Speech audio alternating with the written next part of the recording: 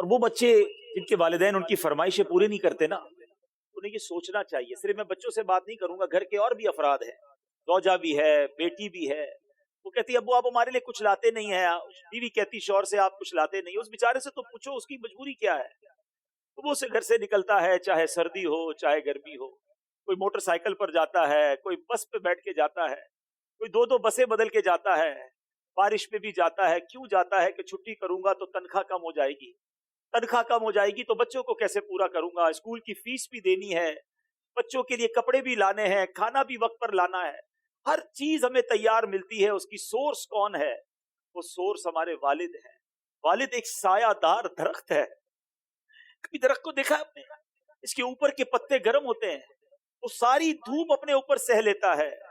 اور اس کے نیچے اپنے بچوں کو چھاؤں دیتا ہے۔ مگر لوگ بعض اوقات اپنے والد کی قدر نہیں کرتے، اپنے والد سے الجھتے ہیں، اپنے والد کو برا بھلا کہتے ہیں۔ یاد رکھیے نبی پاک صلی اللہ تعالی علیہ وسلم کا فرمان ہے، میرے آقا فرماتے ہیں، اس کا مضمون یہ ہے کہ والد کی رضا میں اللہ کی رضا ہے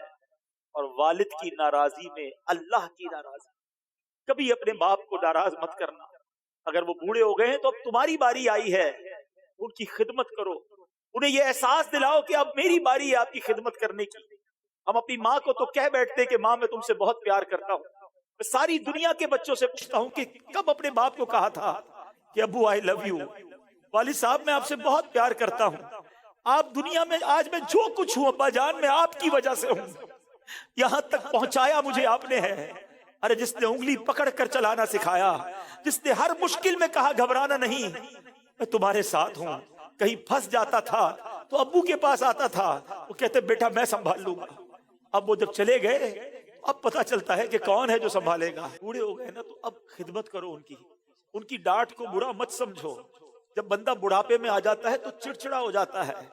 بچپن اور بڑھاپا برابر ہوتا ہے۔ جب ہم چھوٹے تھے ہم نے بڑی ضدیں کی، ہم نے بہت اپنی باتیں منوائیں، اب سمجھو والد صاحب کا جب بڑھاپا آ گیا تو میں نے ان کی باتیں ماننی ہے، ان کی غصے کو برا نہیں ماننا، ان کے ٹوکنے کو برا نہیں ماننا۔ کبھی باپ کا دل مت دکھانا، یہ مت کہنا کہ آپ کو نہیں معلوم، ارے اسے کہتے ہو کہ نہیں معلوم،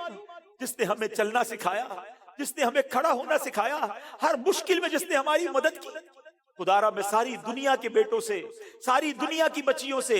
ساری اولاد سے گزارش کرتا ہوں، اگر تمہارے والد زندہ ہیں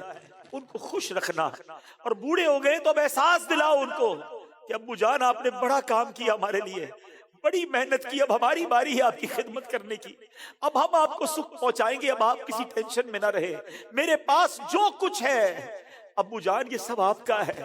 آپ کی وجہ سے ہے۔ تف ہے اس اولاد پر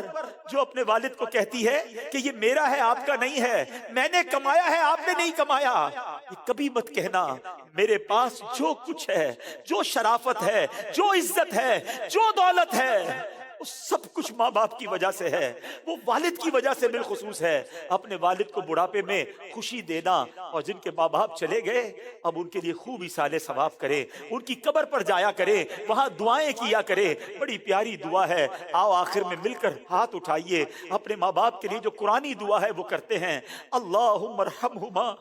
کما ربیانی صغیرا، اے اللہ ہمارے ماں باپ پر رحم فرما جیسا انہوں نے بچپن میں ہم پر رحم فرمایا۔ جن کے ماں باپ زندہ ہے مولا ان کو حیاتی عطا فرما، صحت عطا فرما، نیکیوں والی طویل زندگی عطا فرما، اور جن کے ماں باپ چلے گئے اے اللہ ان کی قبروں کو جنت کا باغ بنا دے، ان کی بے حساب مغفرت فرما۔ تیرے دربار میں ہم دعا کرتے ہیں، انہوں نے ہم پر بڑی مہربانیاں کی ہیں، تو ہمارے ماں باپ پر مہربانی فرما، آمین بجاہ النبی الامین صلی اللہ تعالی علیہ وسلم۔